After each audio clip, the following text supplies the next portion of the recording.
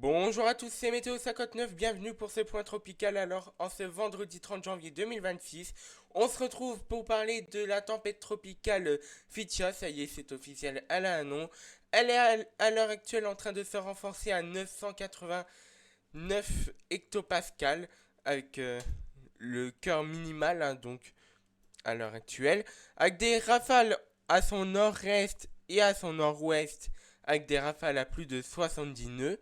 Donc, attention aux rafales de vent qui vont encore se renforcer d'ici les prochaines heures. Donc, on va aller voir à Rome déjà avec les pressions. Donc, pour les prochaines heures où les pressions vont encore baisser de plus en plus, avec des pressions minimum jusqu'à vendredi, jusqu'à vendredi 22 heures à jusqu'à 959,8 hectopascales. C'est vraiment un cœur creux avec des vents puissants à l'intérieur. Je vais vous faire montrer les rafales de vent.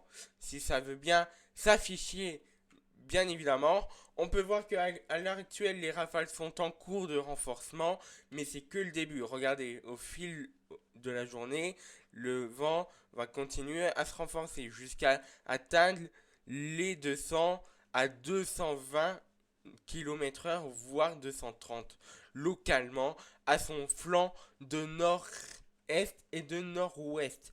Donc c'est vraiment le côté nord qui aura le plus gros des rafales de vent.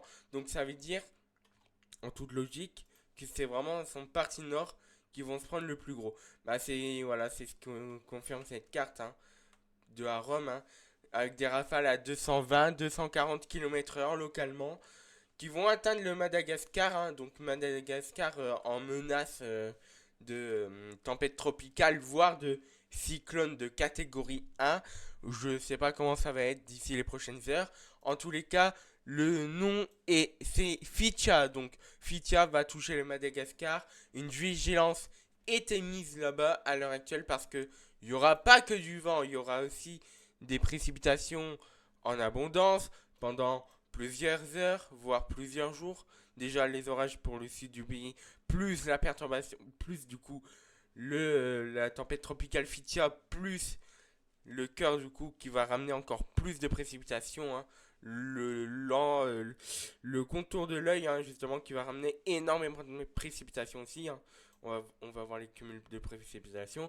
On serait sur du 600 à 800 mm au niveau des côtes de l'ouest de Madagascar, pardon, et que ensuite, par la suite, ok, certes, il y aura un recomblement quand ça va rentrer au fil des heures dans les terres pour que, voilà, tac, on voit que ça va un peu mourir.